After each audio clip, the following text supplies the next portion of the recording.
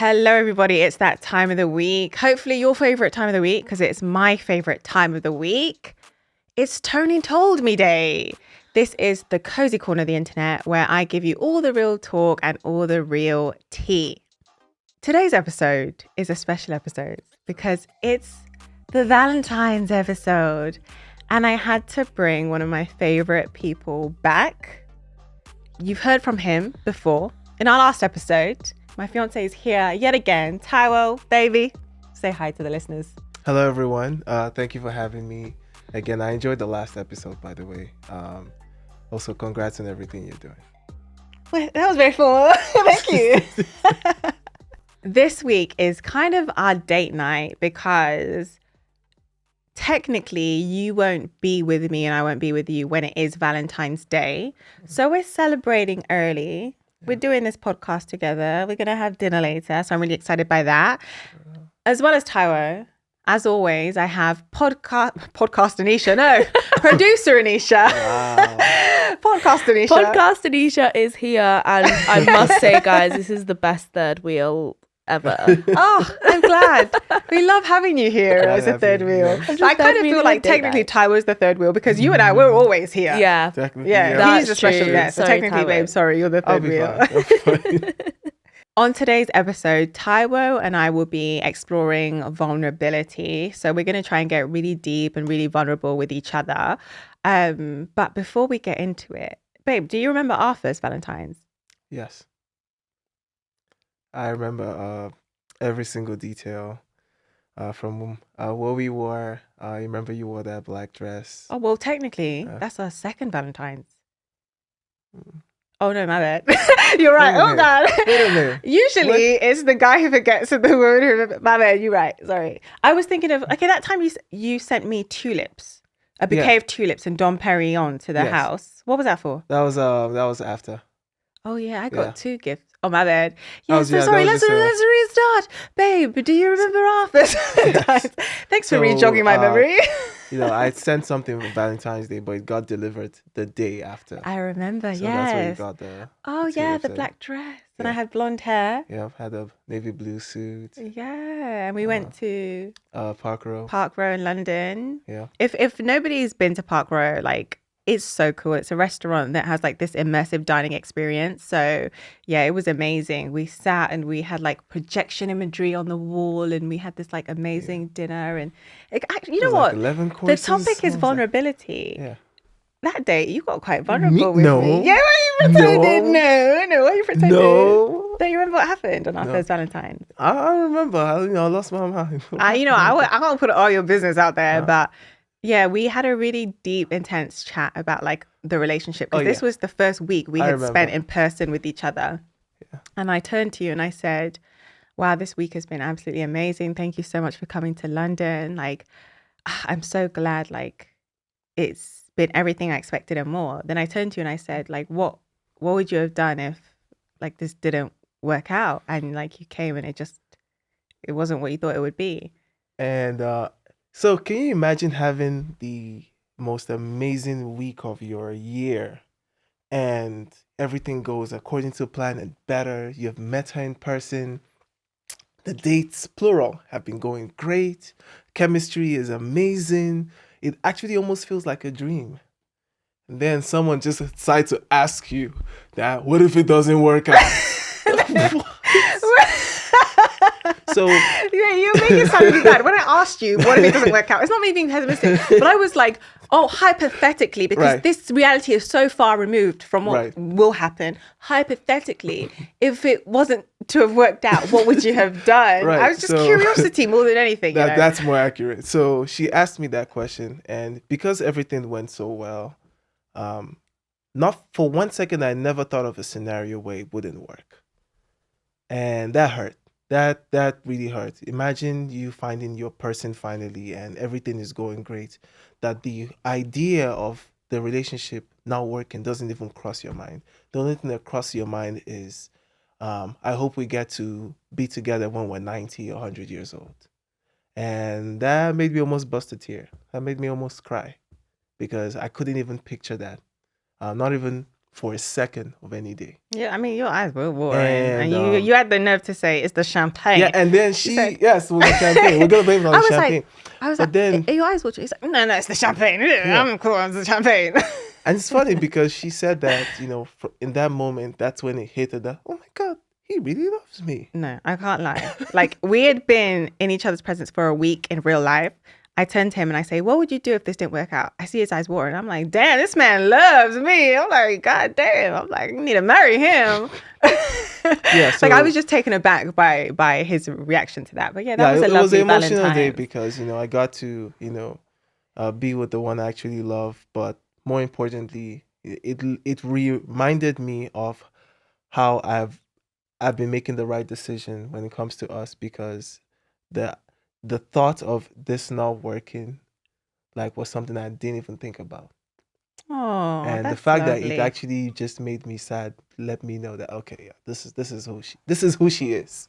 Ah. This is it for me. That's so beautiful. That was a lovely Valentine. Yeah, it was. But you know what? That's enough about us. Okay. Let's get into these dilemmas. This is the part of the podcast that we obviously call Tea Time with Toni. Right. But we got the two of us. And I would have called it Tea Time with T Squared. But we haven't got tea today. Special It's the day. Valentine special. So we've got Yep. some wine. All right. Obviously, non-alcoholic, because I don't want to get tipsy and start saying stuff I should not be Yo, saying you on gotta this speak your podcast. mind today. So we got some, non-alcoholic wine. Babe, do you want to do the honors? Yeah, sure, why not? Okay. Relax. I'm a bit nervous. I'm a bit nervous too. I'm not. Oh! Wonderful, wonderful. glass? Oh, yes, I shall hold my glass. yeah. Happy Valentine's Day, my love. Happy Valentine's Day. I hope you're comfortable and your tea is piping hot. Or maybe you've got champagne or a bit of non-alcoholic wine like us. But yeah, we're going to get into some dilemmas. I'm going to hand it over to our producer, Anisha.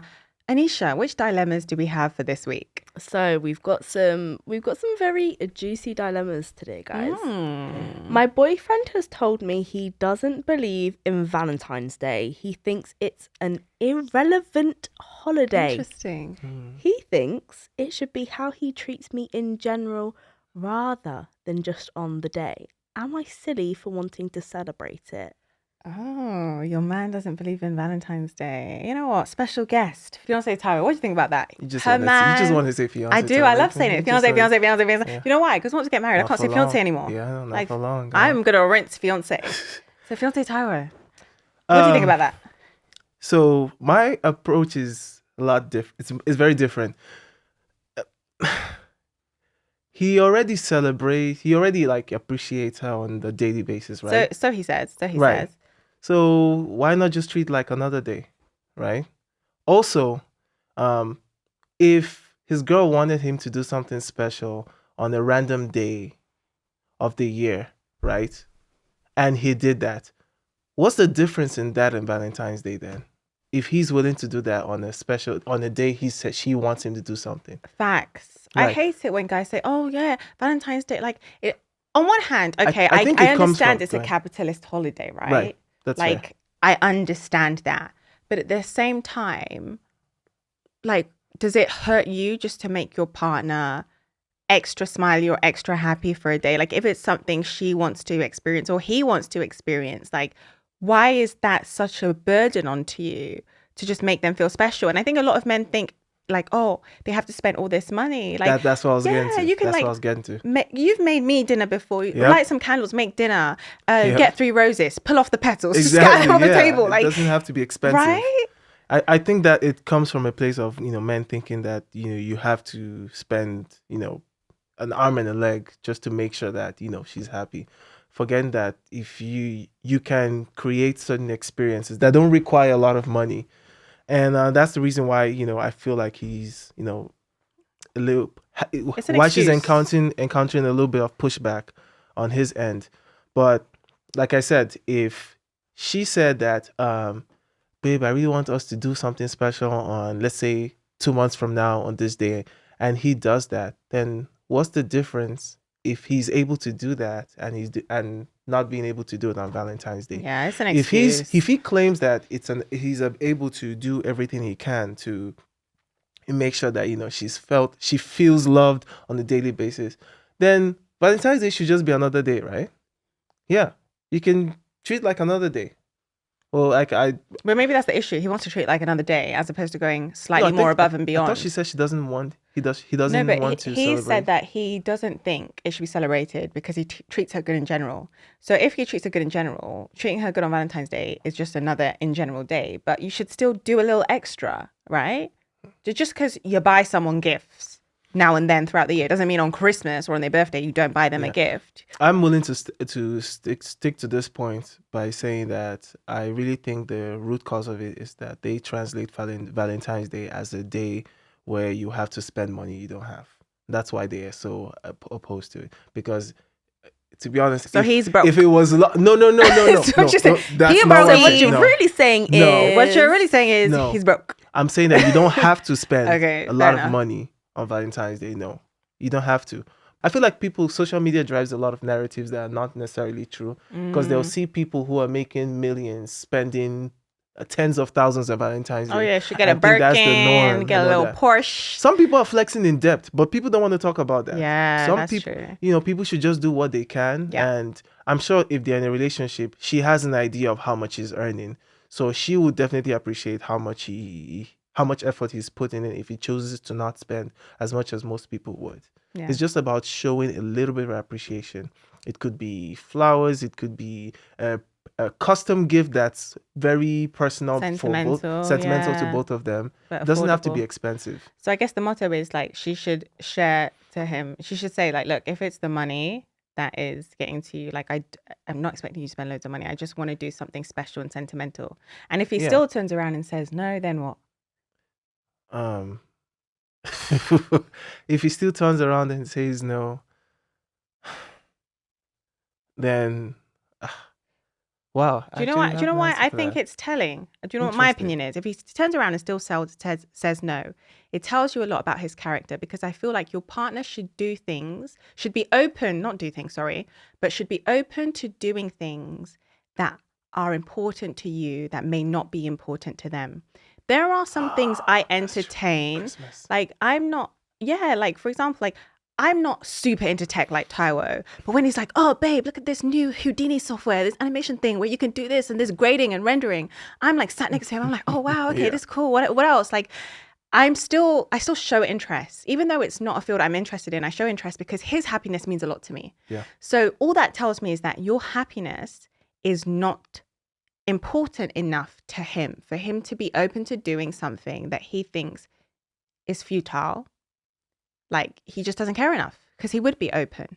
Like if Taiwo told me that 3rd of March is International Day of the Hard Drive and he wants to like I don't know go to a hard drive museum, some weird like stuff, Yeah. dorky stuff, I'd be like, okay, great. I couldn't care less, but I will still Yeah. not say that. In my head, I'll think, let's go to this hard drive museum. I agree. You know what I I actually mean? had no response for that second part, but I actually agree with that.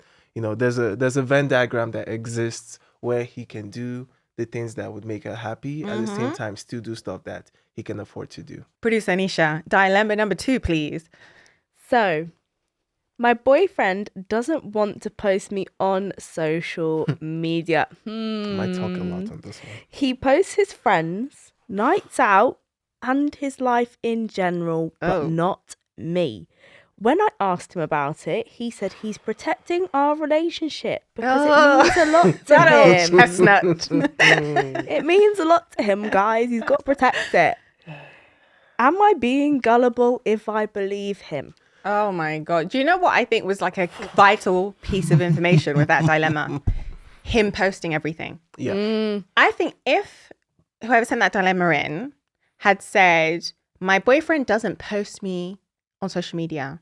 He's a very private person, doesn't post anything, and I really want him to post me. I'd be like, okay, fair enough. If he's a very private person, if he doesn't really post himself, if he doesn't post his family, doesn't post his friends, he doesn't post his life, maybe he just doesn't like, so some people don't like social media. They find it very invasive. They don't like being perceived. Some people don't like it. Cool.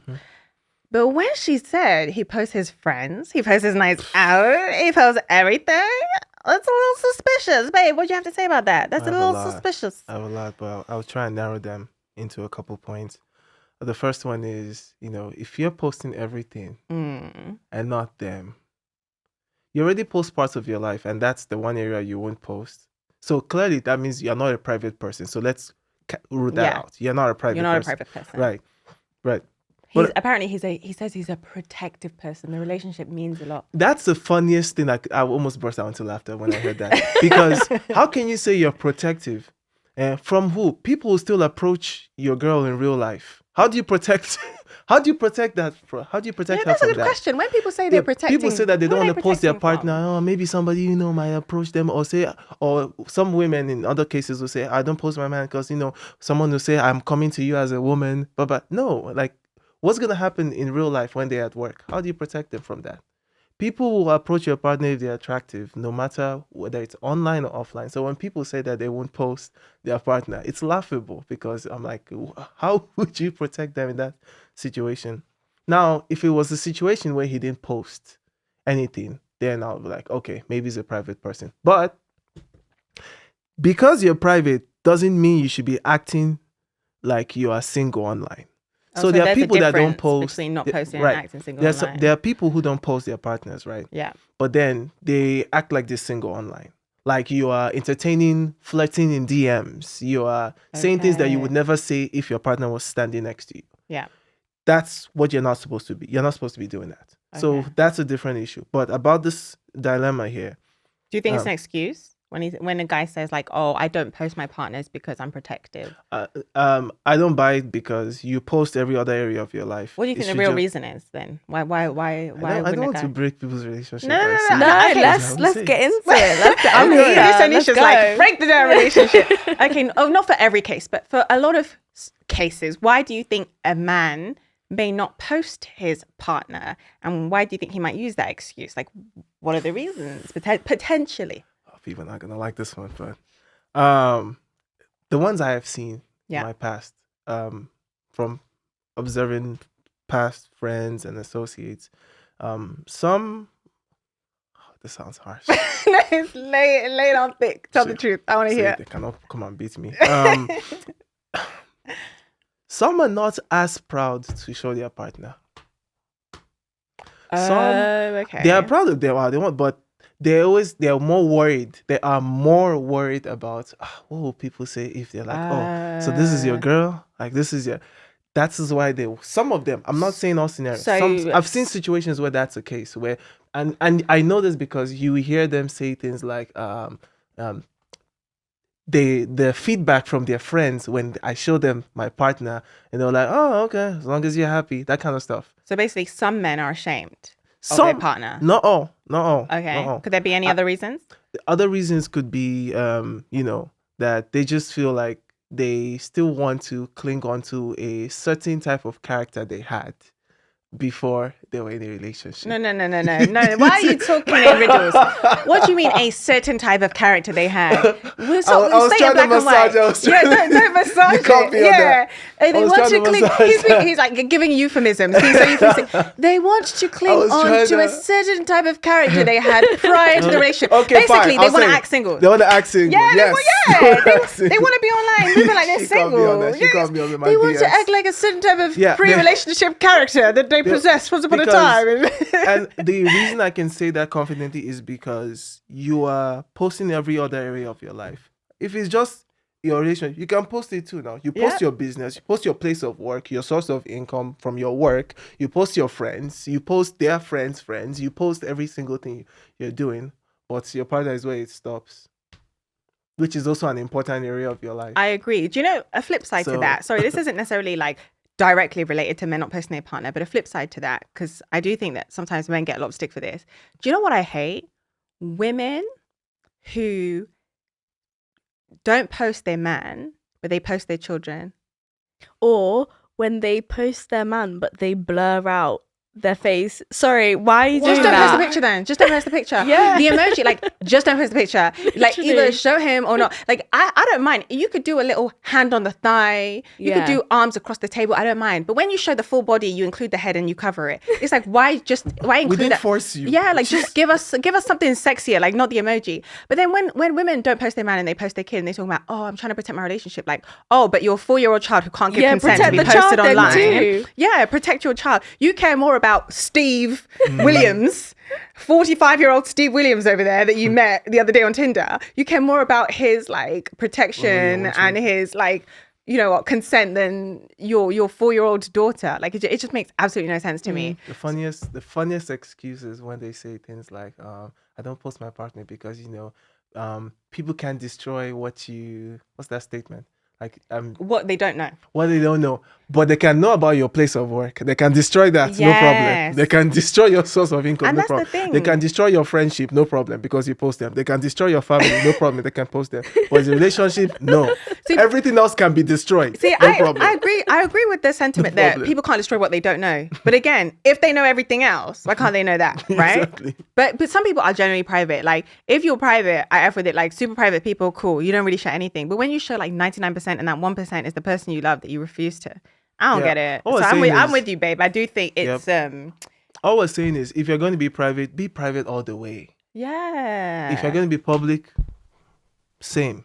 Don't try and be partial and be private in other areas that are don't try and be private in certain areas that have almost equal weight, and then in the other areas like your relationships, you decide to. Some people, they'll post their whole parents. Some of their parents don't even want to be on social media, but they post them in 4K. But then when it's their Right. own partner, They will no. post their whole batty cheek on the internet. Sorry. No, but it's true. You be half-legged in a G-string. Not the cheeks. You be there with your whole six-pack out, wearing your tiny little man shorts in Rio de Janeiro beach, wherever the beach is called. We can see your whole cheek, sir, but we can't see your girlfriend. Like, get it together. If you're gonna be private, be private. If you're gonna be public, be public. But if you're gonna be private, don't be acting single. If you guys have anything that has been weighing heavily on your shoulders or on your heart, please send us some dilemmas. Thank you so much for everything you've sent so far. We get loads of dilemmas. It's so hard to pick every single week, but we try our best. Remember that you can email us, tony@tonytoldme.com, or you can send dilemmas to us via DM on Instagram @TonyToldMePod. Thank you so much for listening to our Valentine special episode of Tony Told Me. Obviously, I've got my fiance here, Taiwo. We are going to get into the sisterhood spotlight where we're going to speak a little bit more about vulnerability in relationships. But before we get into that, babe, I want to ask you, why is it important, in your opinion, for people to approach love with vulnerability?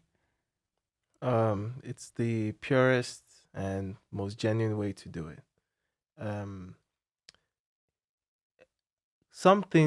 There are some things that are more aligned towards being vulnerable, being showing things with a clean heart, being very honest, being able to pour everything out and not hold back. It's the one way to not only build trust immediately or almost immediately, but it's the best way to actually show that whatever happens, I am willing to, give it my all. That way I wouldn't ever have those thoughts of thinking that, okay, what if I had given it my all? You have Yeah. to, by doing that, you're letting them know that, okay, everything I'm here for is, this is who I am, and this is everything I'm all about. By doing that, you're actually letting them know that, okay, this person is willing to, make the tough decision and take the risk on me by telling them that I won't hold back on you. I'm going to let you know this about this version of me and see if you're with it or not. I agree. And in that moment, then you get to find out if that person is for you or if that's not what they're into. Because there's some people that don't like being vulnerable. There are people that, based on their background, they come from a more tougher environment where they're not used to opening up. Yeah. And you get to find that out only when you're vulnerable. It could work for or against you, but it's definitely useful because you get to find out if that's what you're looking for. I agree. I think when it comes to love, so many of us want to be loved for exactly who we are. Mm-hmm. And like you said, we want to be loved for our true essence, for all parts of us, the good, the bad, the ugly, the strong, the fragile, everything. And I think that's why vulnerability is so important. When there's an unwillingness to be vulnerable, we end up putting on a bit of a mask and we don't give people insight into exactly who we are. every part of us, right? And don't get me wrong, it's something you don't necessarily want to do too quickly. Yes. Because you have to apply discernment and you have to kind of like determine whether you can trust someone enough to be vulnerable with them. But when you feel like you can, it is such an important thing to do. It's such a special thing to do because you're giving yourself permission to be loved for exactly who you are. And you're also giving someone else insight into what makes you you. And they will never know the real you if there's an unwillingness to be vulnerable. So I completely agree with you. It's like a necessary part of finding love. How would you say people build trust? How would I? This is my show, You Why are you mentioned asking me trust. questions? Yeah, I know. I How thought would about it before I asked. How would I say people build trust? I think that trust is built incrementally. I think that we build trust through small things we do day to day, whether it's sticking to our word and being reliable, Okay.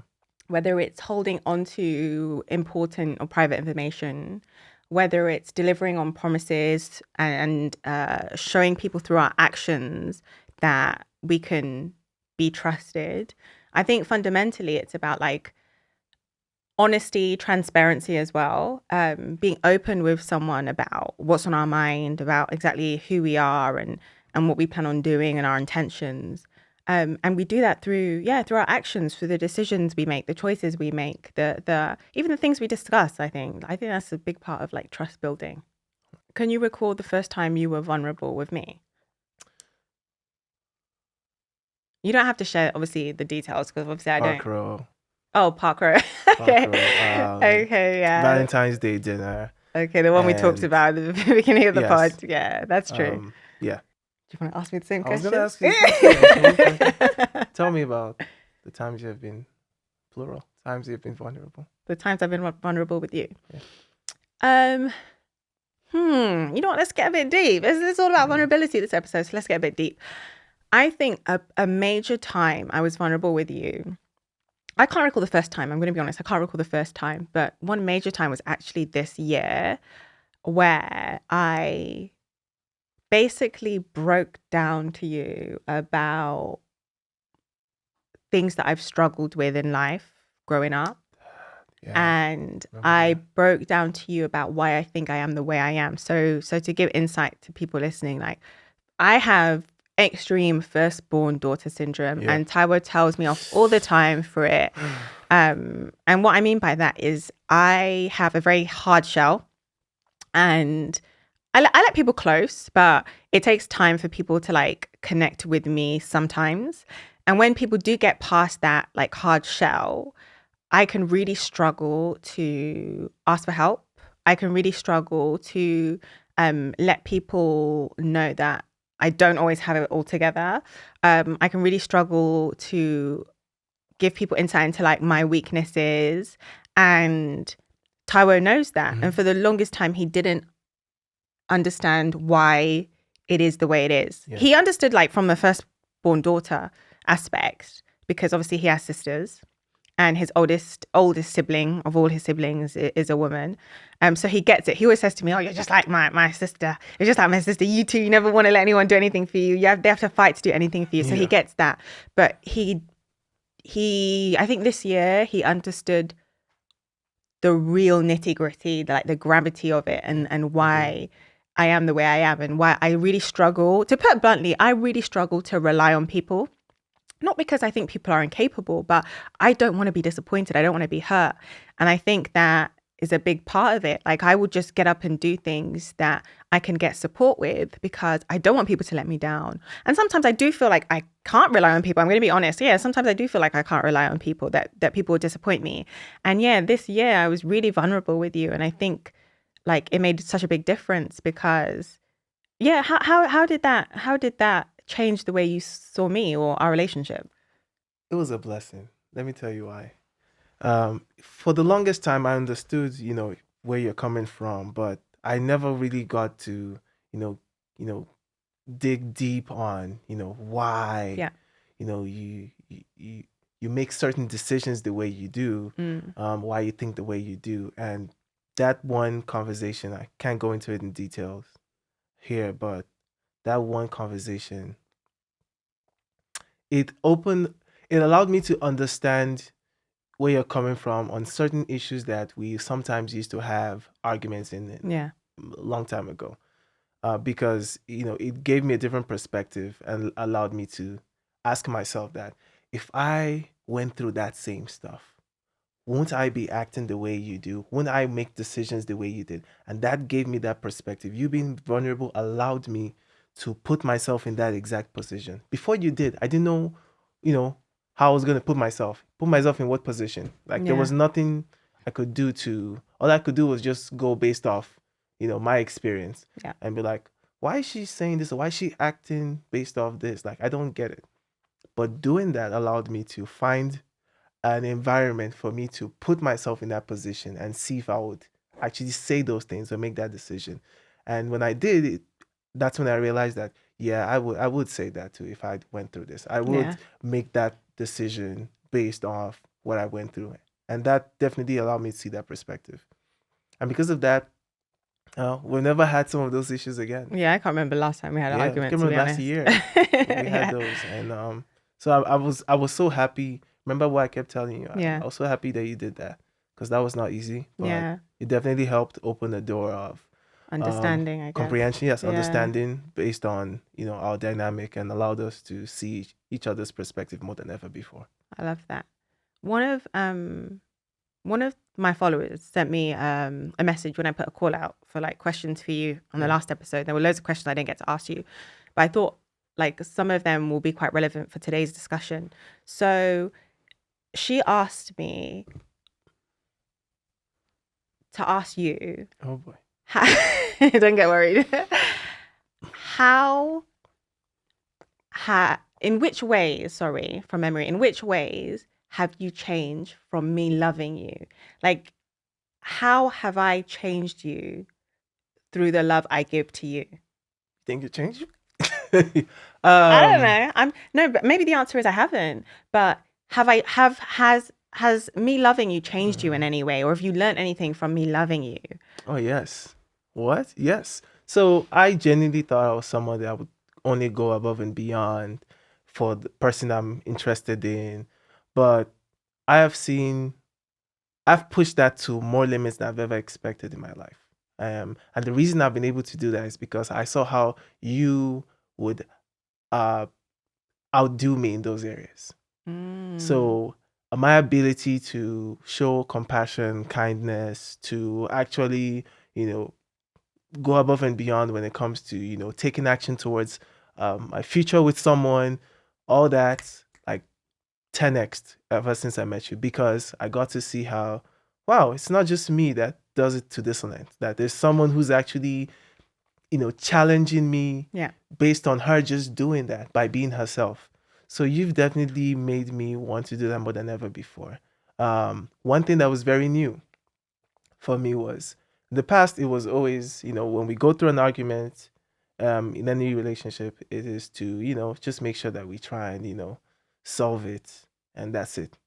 But what was new to me was that it's not just about solving it, it's about understanding each other's perspective. Yeah. It's one thing to say, okay, you prefer pineapples and I prefer apples, and we disagree on which one has more vitamins, and then we try and do calculations and figure out which one is. But it's another thing to be like, why does she believe that pineapples are the best type of fruit for this type of vitamins? The ability to understand why we make the certain decisions we do, the ability to actually, understand where each person is coming from, is something new to me. Because I love before, fleshing stuff out. it wasn't just, lie. oh yeah, she loves to. I love fleshing stuff out. She I'm always loves to be like, interesting. remember that issue that we had and we solved? Why? Yeah. What made makes you you say think about that? it? What made why you did you think say it in about that that? tone? Well, What and- led you to this opinion? I And at love the to flesh beginning- out a conversation. And at the beginning, I was like, what does it matter? We solved it already. But then after a while, I was like, it's true. If we understand why, it creates an environment where we don't ever have You to don't deal with repeat those it. issues Yeah, again, because we facts. understand where each other Get is to the coming root from. of the issue. And the more we did that, the more we had, the less arguments we had. Yeah. the less arguments we had, because we were like, okay, so Toni is saying this because this is where she's coming from. This is why she thinks the way she does on this specific topic. Yeah. And we know that now. So we don't have those arguments anymore.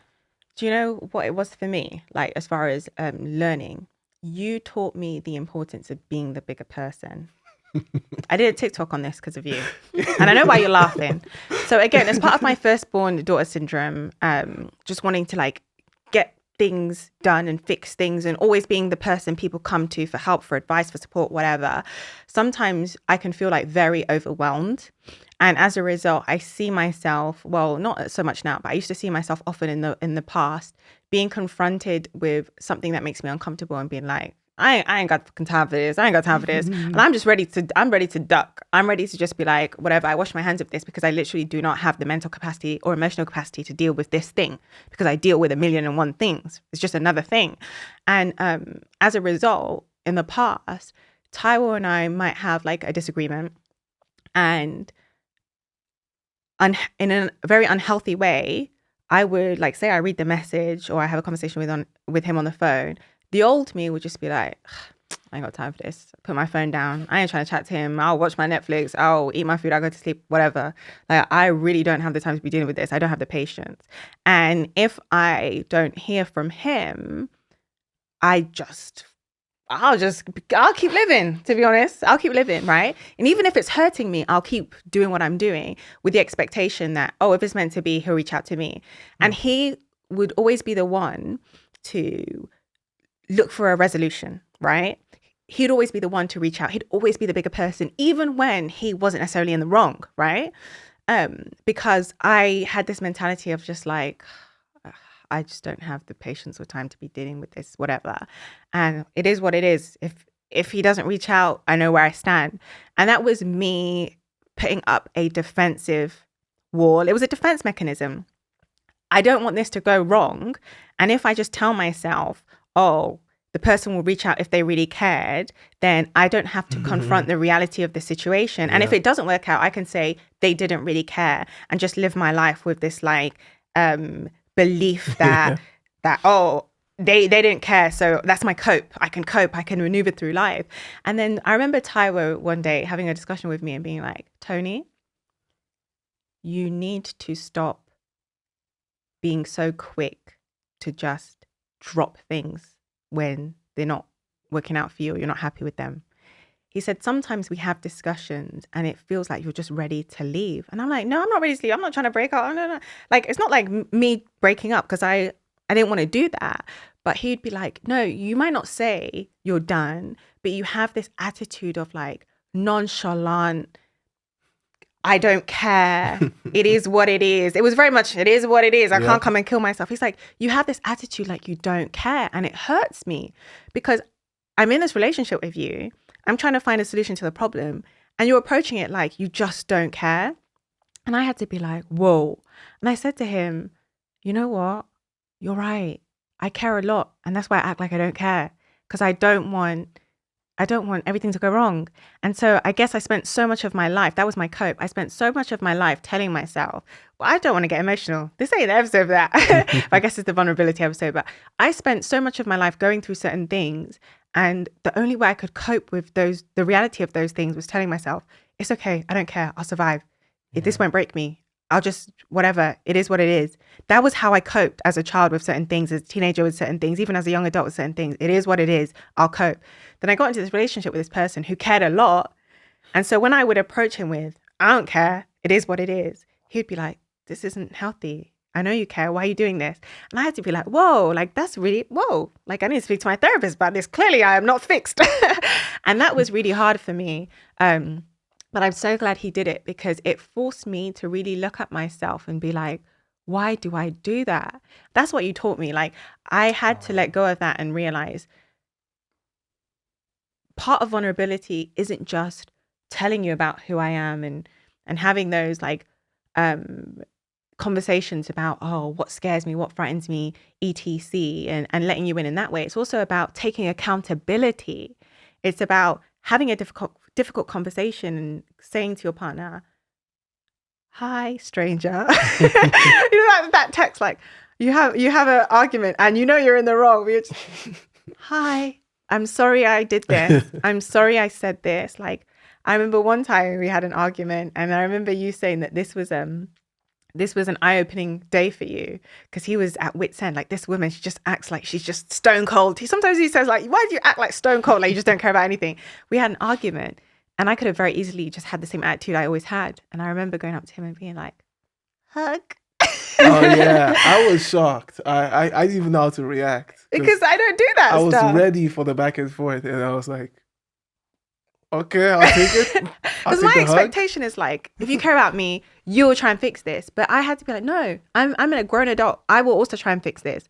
And maybe even when I feel like he's annoyed me more, I should still try and fix this. And one thing you said to me that I will never forget is that you said, he said, Toni, you have to think about the end goal. Yeah. When you are frustrated, not just with me, when you're frustrated with your sister, when you're frustrated with your brother, your mother, your father, whatever it is, it doesn't matter who you're frustrated with. Even if we're the one to upset you, you have to think about the end goal. And I was like, what do you mean? He said, think about what does that person mean to you? And could you live life with the potential reality that they are no longer in your life because you've severed that relationship out of frustration or pettiness or being upset or whatever. He was like, think about the end goal. Like, when we're having an argument and you're unhappy, are you trying to fix the problem, or are you trying to put up a wall or prove a point, or like, what is the end goal? Because if the end goal is for us to make this work, to be together forever, you have to be willing to be the bigger person. The relationship will not work if I'm always the one coming to you when things aren't going smooth. If I'm always the one saying sorry, if I'm always the one trying to fix things and you're just there huffing and puffing, he's like, you need to be open to do that. And I was like, you're right. I don't want to lose this person. Sorry, it's a very long way of saying, like, you told me that, but you did. I love you. Oh, I love you too. We are at the end of the pod. I really hope that you found this episode insightful. Thank you so much, babe, for joining me. I really appreciate having you as a guest again.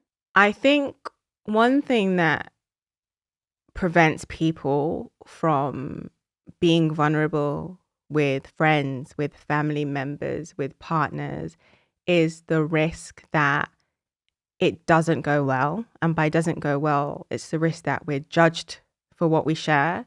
It's the risk that it's shared with people it shouldn't be shared with.